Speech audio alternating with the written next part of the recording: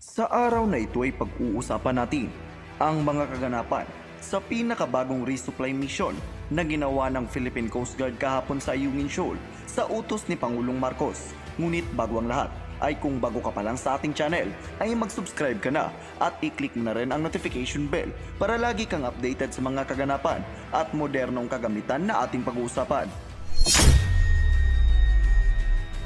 Kahapon lamang ay ipinag-utos ng Pangulo na magsagawa ng resupply mission sa mga tropang nakadestino sa Ayungin Shoal. Agad naman itong sinunod ng Philippine Coast Guard at gamit ang dalawang barko nito na BRP Cabra at BRP Sindangan ay sinamahan nito ang dalawang resupply boats ng AFP habang naka-standby naman sa malayuan ang barkong pandigma ng Philippine Navy na BRP Ramon Alcaraz upang magbigay ng tulong kung kinakailangan.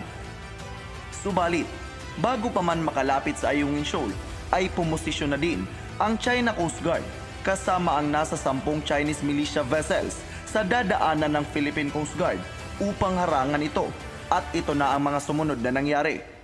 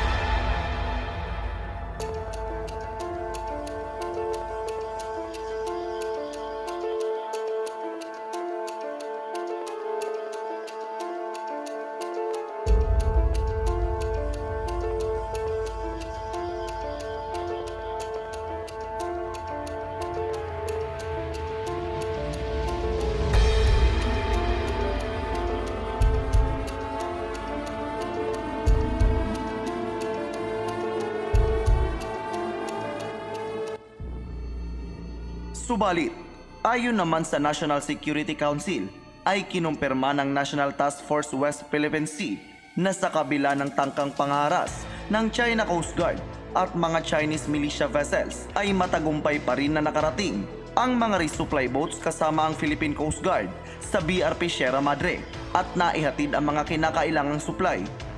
Sa kabila ng mga pangaras ng China, ay nanindigan pa rin ang pamahalaan na hinding-hindi nito aalisin ang BRP Sierra Madre at ipagpapatuloy nito ang paghahatid ng supply sa Ayungin Shoal. Ikaw, ano ang masasabi mo sa balita natin ngayon? I-comment lamang ngayong sagot sa comment section. At dito na po magtatapos ang ating video. Maraming salamat sa panonood at mag-ingat po kayo.